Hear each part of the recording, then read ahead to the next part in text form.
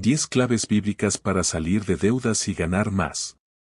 ¿Alguna vez sentiste que por más que oras, trabajas y te esfuerzas, las deudas no desaparecen? Como si estuvieras atrapado en un ciclo eterno donde lo que ganas solo alcanza para cubrir lo básico, y a veces ni eso. Yo también estuve ahí. Me vi contando monedas, aplazando sueños, viendo cómo cada mes terminaba igual, con la cuenta vacía y el corazón lleno de angustia. Y en medio de esa tormenta, algo inesperado sucedió. No fue un préstamo, no fue una herencia. Fue un versículo. Un momento de luz entre la oscuridad. La Biblia, ese libro que por años vi solo como guía espiritual, se convirtió en mi manual práctico para salir de deudas y comenzar una nueva vida económica. Y no fue magia. Fue revelación. Porque la Biblia no solo te dice que Dios provee. Te muestra cómo caminar en dirección a esa provisión. Me topé con proverbios que hablaban más de finanzas que de fe, con enseñanzas de Jesús que enseñaban más sobre siembra y cosecha que sobre rituales. Descubrí que Dios no ignora tus deudas. Las ve. Y quiere ayudarte a salir de ellas, pero lo hace a través de sabiduría aplicada.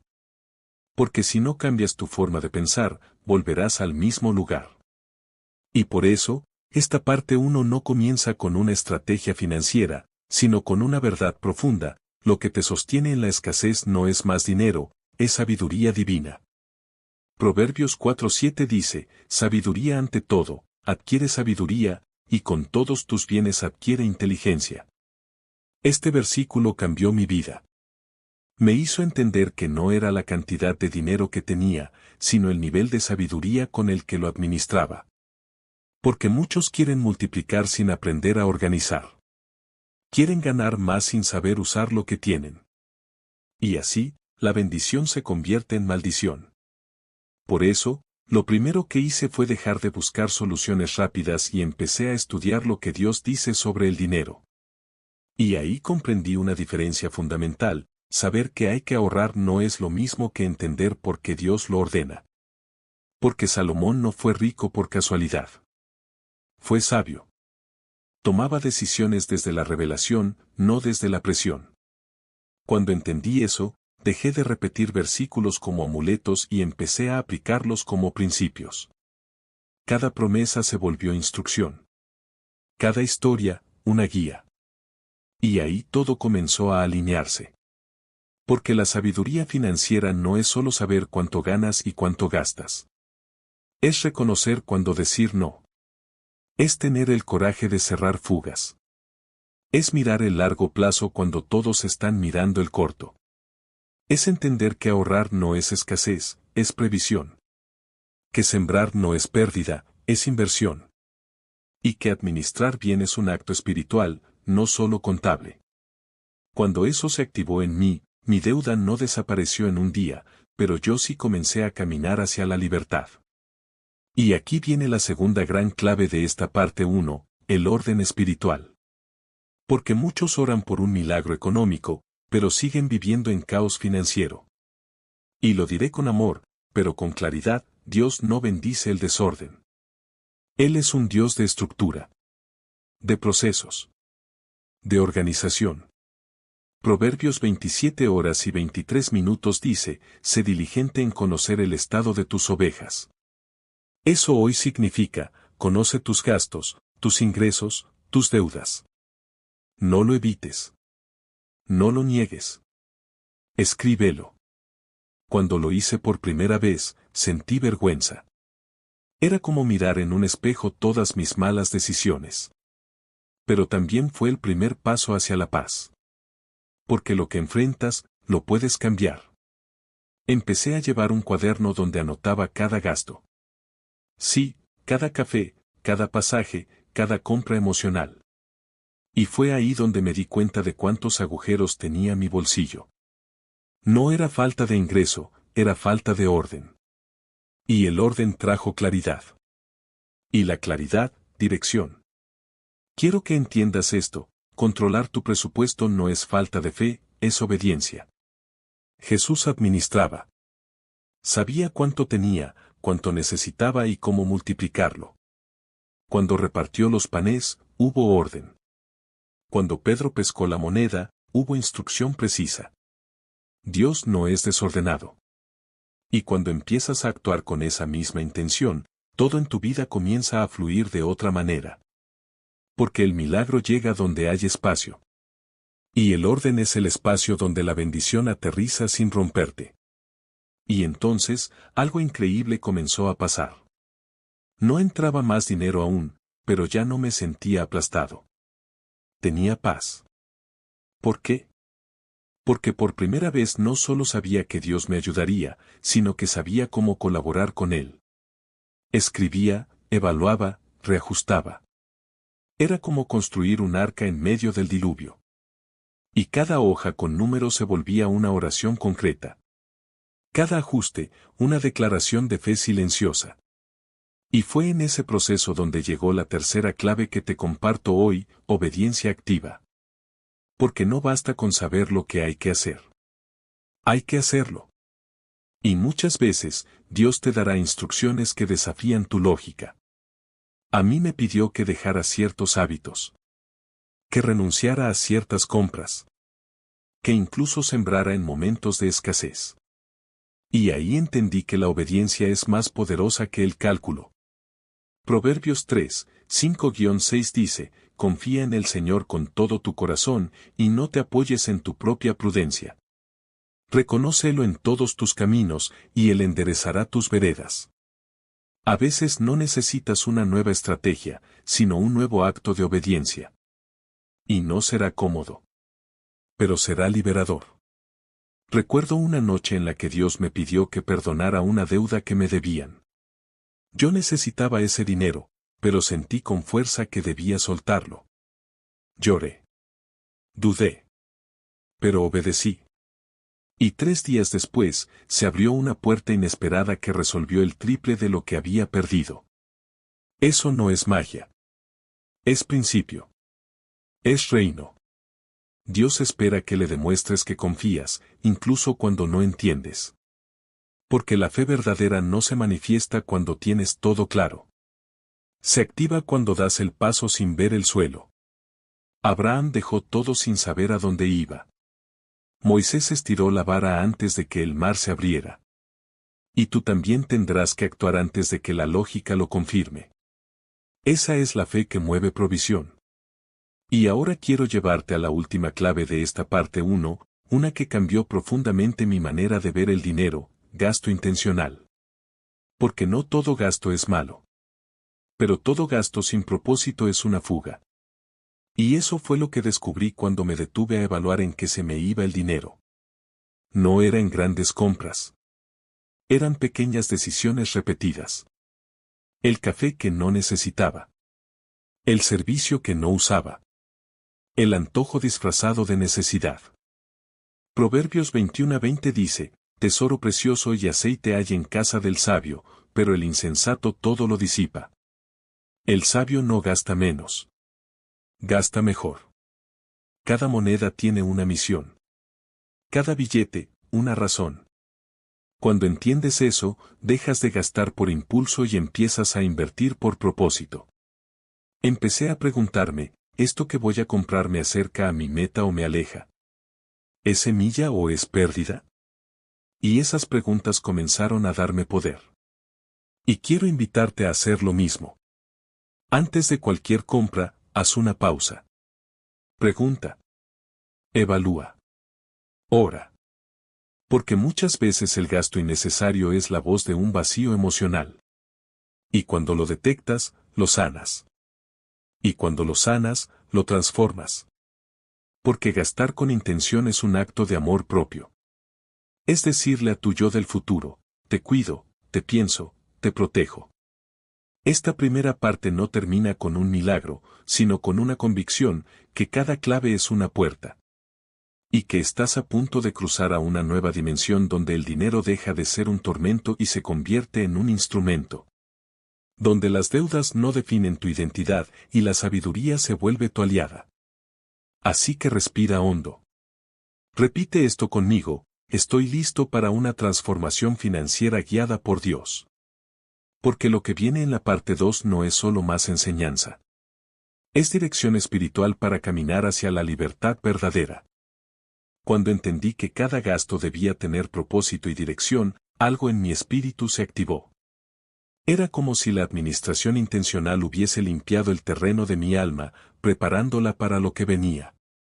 Porque una vez que ordenas tus finanzas y alineas tu mente con la sabiduría de Dios, Él comienza a revelarte principios más profundos, más poderosos y más desafiantes.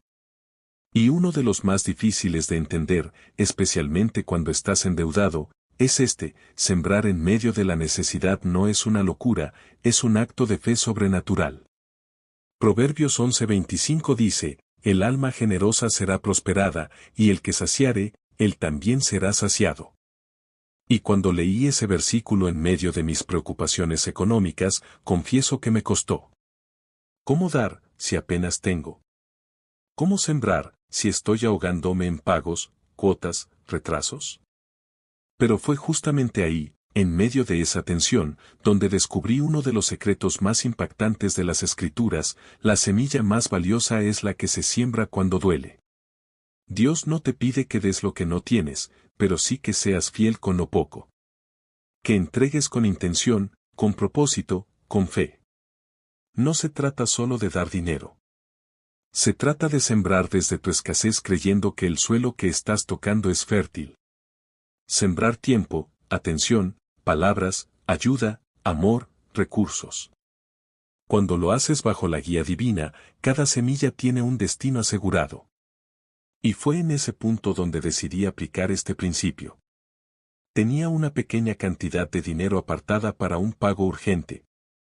Pero algo en mi corazón me movía a usarla para ayudar a una familia que estaba en peor situación que la mía.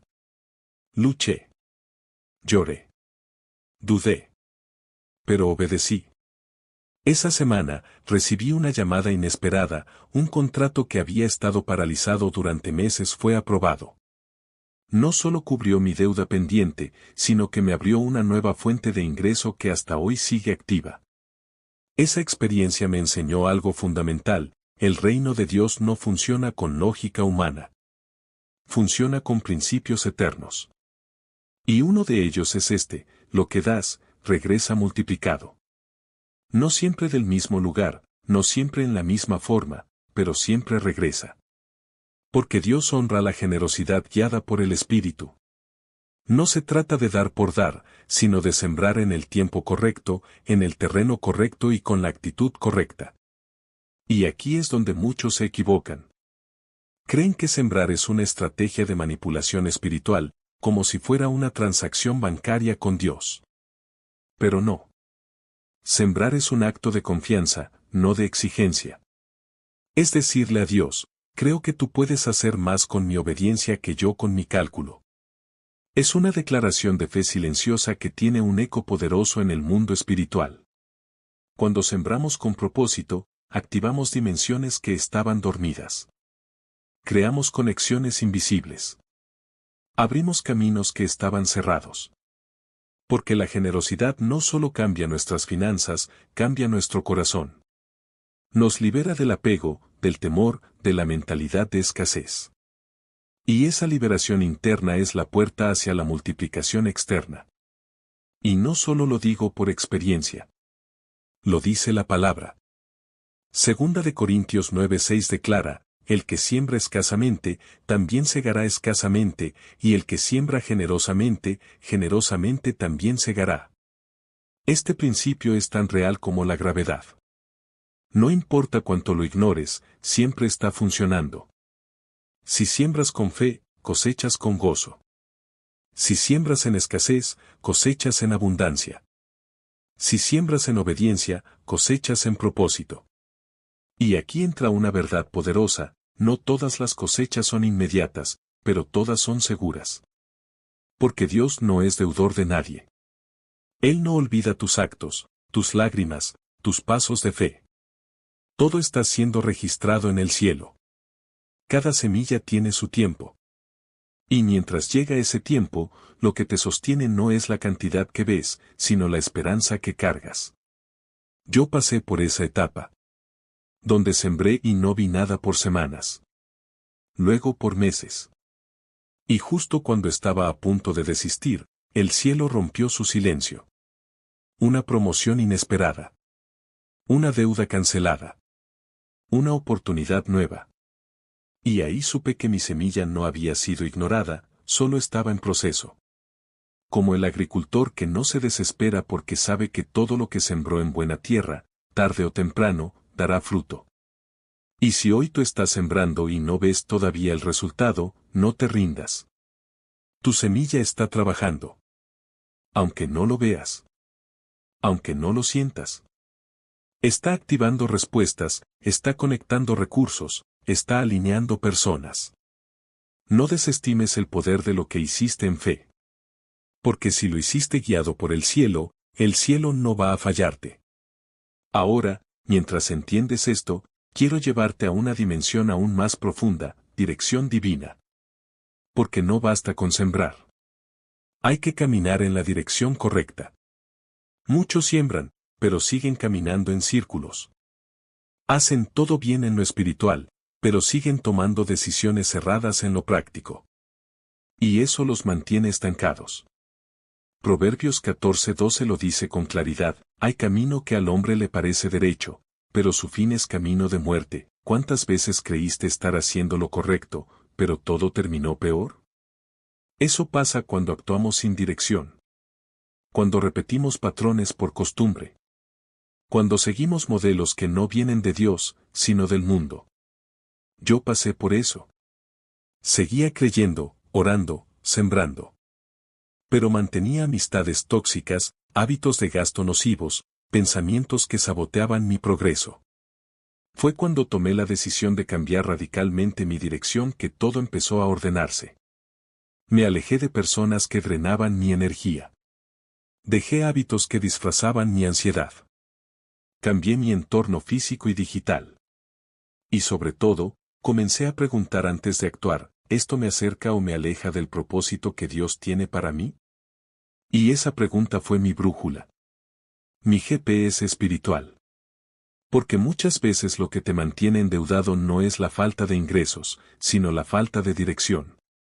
Sigues caminando hacia el mismo precipicio, esperando un milagro que nunca llega. Y Dios, en su amor, a veces no responde no porque no quiera ayudarte, sino porque está esperando que cambies de camino. Es como en el desierto. El pueblo de Israel tenía promesa, tenía provisión, tenía presencia divina. Pero dio vueltas por 40 años por no obedecer la dirección correcta. ¿Y cuántos de nosotros estamos dando vueltas por años, viendo las mismas deudas, los mismos errores, los mismos fracasos, por no detenernos y decir, Señor, guíame? Ya no quiero seguir por mi lógica. Quiero caminar por tu verdad.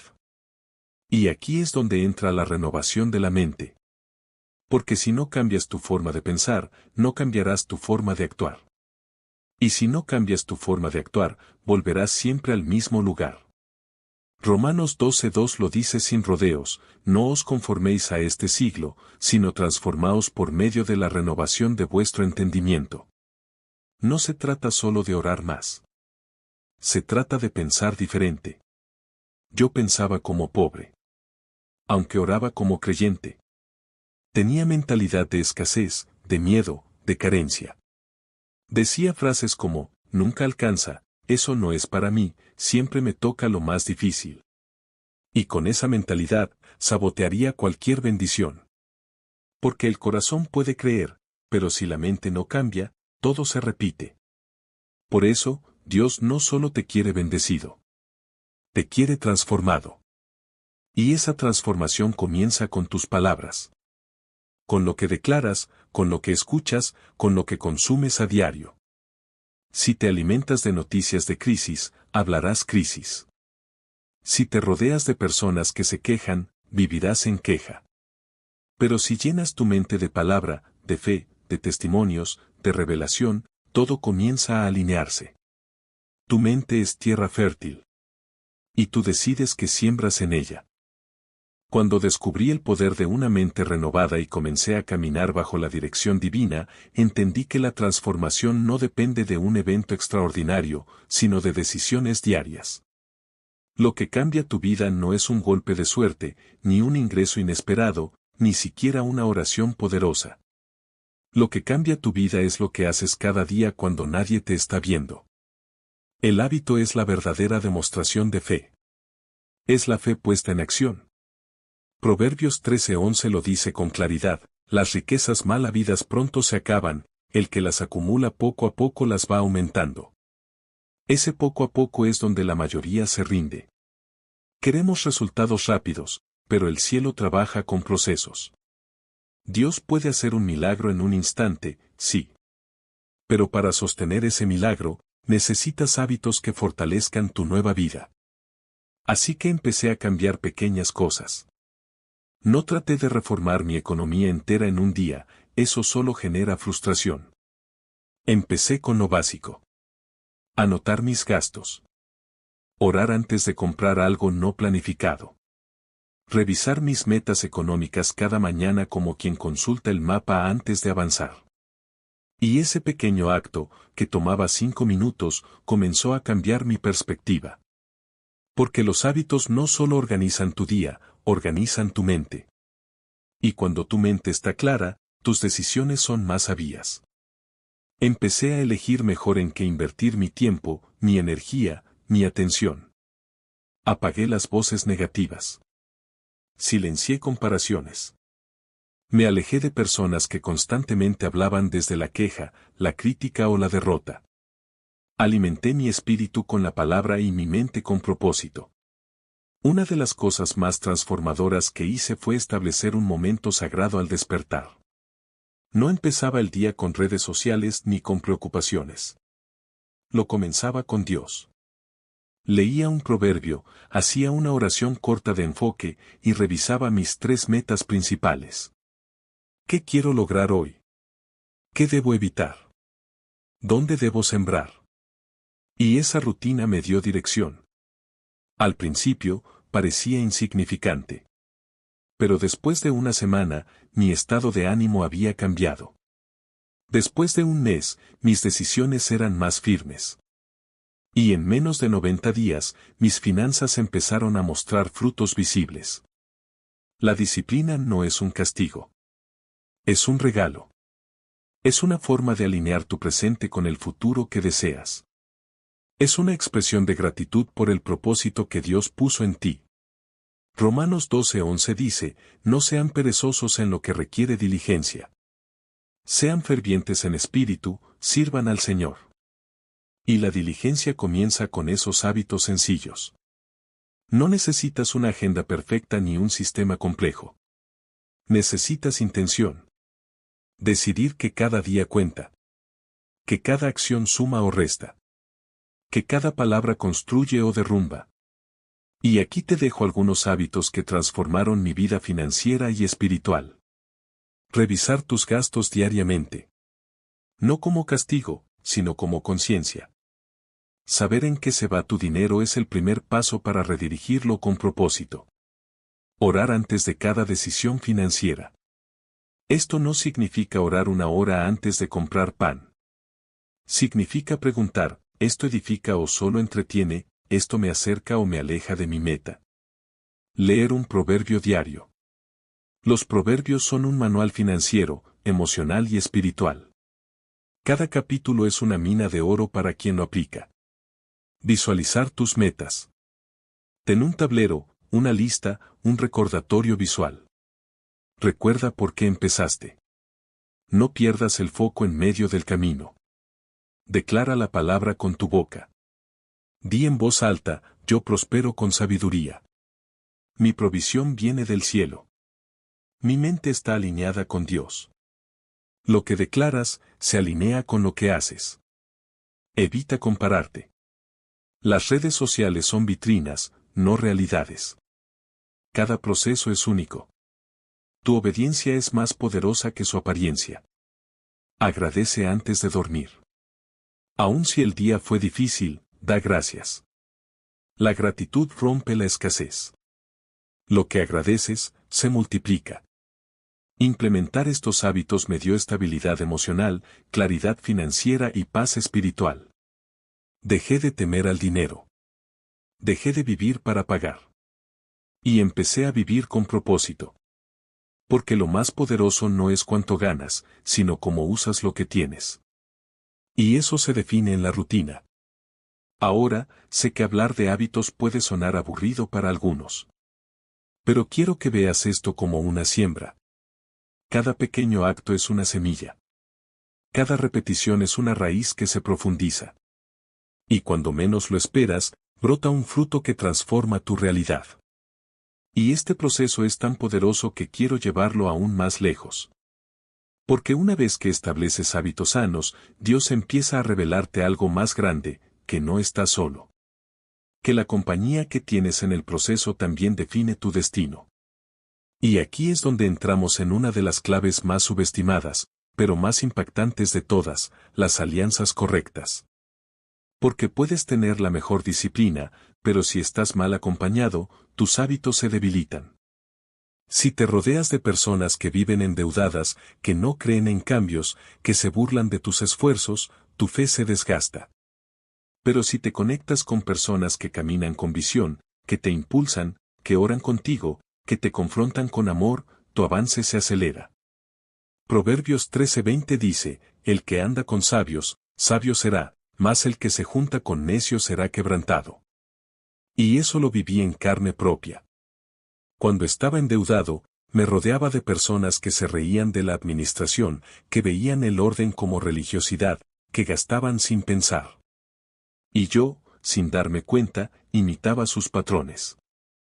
Fue cuando decidí ser intencional en mis relaciones que todo cambió. Busqué mentores. Escuché testimonios.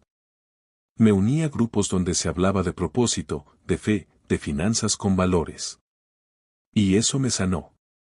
Me impulsó. Me corrigió. Me retó a crecer. Así que si hoy estás en el camino de salir de deudas, de prosperar con propósito, no camines solo. Busca alianzas divinas. Conecta con personas que crean contigo. Que oren por ti. Que te recuerden quién eres cuando tú lo olvides. Porque una relación correcta puede ser el puente entre tu situación actual y tu destino prometido. Y si sientes que no tienes a nadie así a tu alrededor, tranquilo. Dios te conectará. Solo declara, Padre, conéctame con personas que me impulsen hacia tu propósito. Y empieza a observar. Porque donde hay intención, Dios abre puertas. Pero antes de que entremos en esa siguiente clave, quiero que grabes esto en tu corazón, los hábitos no solo te ordenan, te preparan para recibir. Porque Dios no da bendiciones a quienes no tienen estructura para sostenerlas. Él te está entrenando para que cuando llegue la provisión, tú no la pierdas, sino que la multipliques. Después de renovar tu mente, establecer hábitos poderosos y rodearte de alianzas correctas, estás listo para entender la razón más profunda por la cual Dios quiere que salgas de deudas. Que prosperes y que multipliques tu provisión, no es solo para ti. Es por un propósito eterno. Una causa mayor. Una misión divina. Durante mucho tiempo, yo creí que salir de deudas era simplemente para respirar. Para vivir más tranquilo, para no deberle a nadie. Y sí, eso también es parte de la bendición. Pero cuando Dios me dio libertad financiera, me mostró algo mucho más profundo. Te saqué de Egipto, no solo para que camines libre, sino para que edifiques mi reino. Y esas palabras se quedaron grabadas en mi espíritu. Proverbios 11:28 dice, el que confía en sus riquezas caerá, mas los justos reverdecerán como ramas. La prosperidad no se trata de acumular sin sentido. No se trata de tener más para presumir. Se trata de tener lo suficiente para cumplir la asignación que el cielo te dio. Se trata de tener recursos que respalden tu llamado. Se trata de invertir en aquello que trasciende tu nombre y tu generación. Y esa fue la revelación que cambió todo para mí. Me di cuenta que no había salido de deuda solo para estar cómodo, sino para estar disponible. No fui bendecido solo para vivir mejor, sino para bendecir a otros. Dios me prosperó para volverme un canal. Para que lo que pasa por mis manos, también llegue a manos de otros. tu libertad financiera no es el fin. Es el inicio de una vida con propósito eterno. Es la plataforma que Dios quiere darte para que actives tu asignación con libertad, sin depender de sistemas, sin estar limitado por las deudas, sin tener que decir que no por falta de recursos. Porque cuando tienes provisión, puedes decir sí al llamado. Puedes decir sí a un viaje misionero, sí a una ayuda urgente, sí a una inversión divina, sí a tu propia visión. Y quiero que entiendas esto con claridad: prosperar no es egoísmo. Es responsabilidad. Es decir, Señor, bendíceme para que yo pueda sostener lo que tú me has mandado a hacer. Mira a Abraham. Dios lo hizo rico, pero no fue para acumular, fue para que pudiera sostener generaciones. Mira a José. Administró riquezas para salvar pueblos enteros. Mira a Salomón. Su prosperidad sostenía un reino de sabiduría. Tú también tienes una porción de ese llamado. Tu asignación es única. Tal vez sea en tu familia, tal vez en tu comunidad, tal vez en redes, en escuelas, en negocios, en hospitales. Pero tu propósito necesita estructura, necesita visión y necesita provisión. Y cuando tú alineas tus finanzas con ese propósito, todo cambia. Porque entonces el dinero deja de ser una carga y se convierte en una herramienta. Deja de ser un enemigo y se convierte en un aliado. Porque ahora cada peso tiene dirección. Cada ingreso tiene intención. Cada gasto tiene propósito. Por eso, antes de cerrar esta serie de claves bíblicas, quiero que hagas una pausa y te preguntes: ¿para qué quiero salir de deudas? ¿Qué haré cuando ya no tenga que preocuparme por pagar cuentas? ¿Qué sueño enterré porque sentía que no podía costearlo? ¿Qué llamado he pospuesto por vivir en modo sobrevivencia? Dios no quiere que sobrevivas. Él quiere que vivas plenamente, en plenitud, con impacto. Él quiere que respires con libertad para soñar sin miedo, para actuar con fe, para invertir en tu misión sin tener que pedir permiso a nadie. Y si todavía no tienes claro tu propósito, empieza por servir. Porque el servicio revela el diseño. Lo que haces con alegría, lo que bendice a otros, lo que te conecta con el cielo, eso es una pista de tu llamado. Tal vez sea enseñar, sanar, acompañar, construir, escribir, guiar, sembrar. Pero cualquiera que sea, Dios lo quiere respaldar con provisión. Y esa provisión no llegará por arte de magia. Llegará porque hoy estás tomando decisiones diferentes. Llegará porque cambiaste tu mentalidad. Porque ordenaste tus finanzas. Porque sembraste con fe. Porque no te rendiste cuando parecía que nada avanzaba. Porque decidiste obedecer, incluso cuando no tenías certezas. Y ahora, quiero hablarte directamente. Si has llegado hasta aquí, no es casualidad. Este proceso no fue solo una lección. Fue una preparación. Fue un entrenamiento espiritual para llevarte a un nuevo nivel. Has roto cadenas, has activado principios, has caminado con sabiduría. Y ahora estás listo. Listo para convertirte en testimonio. En luz. En guía para otros. Porque lo que Dios hace contigo no se queda contigo. Lo que aprendiste, lo que viviste, lo que superaste, eso es tu mensaje. Eso es lo que otros necesitan escuchar. Porque así como tú buscaste una salida, otros están buscando una voz. Y tú eres esa voz. Por eso, escribe esta declaración final en los comentarios: mi prosperidad sirve a un propósito eterno. Esa frase es tu bandera. Tu recordatorio. Tu compromiso con el cielo. Ya no vives para pagar deudas. Vives para cumplir tu llamado. Ya no trabajas para sobrevivir. Trabajas para edificar. Ya no siembras por miedo. Siembras con visión. Y quiero que sepas algo más: Dios está orgulloso de ti. Porque no todos llegan hasta aquí. Muchos se rinden. Muchos buscan atajos. Pero tú decidiste caminar con fe, paso a paso, verso a verso, principio a principio. Y eso no pasa desapercibido en el cielo. El Padre honra a los que se alinean con su propósito. Así que camina con la frente en alto. Administra con sabiduría. Sueña en grande. Sé generoso. Haz que cada peso que pase por tus manos sea una semilla de eternidad. Sé un canal de bendición. Y nunca olvides, tu provisión no viene de tu trabajo. Viene de tu obediencia. Tu fuente no es tu empleo. Es tu fe. Y cuando tú caminas por fe, el cielo se encarga del resto. Gracias por haber sido parte de este proceso. Este no es el final.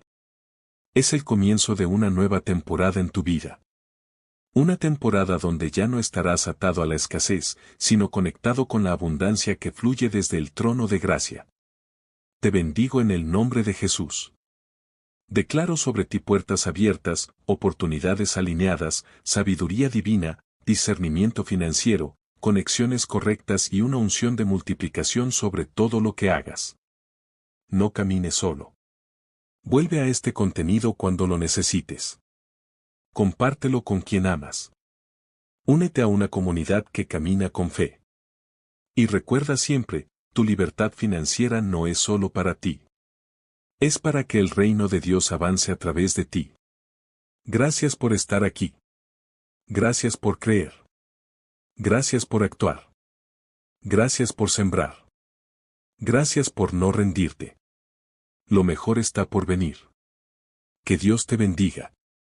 Y que tu testimonio sea más grande que tu deuda. Amén.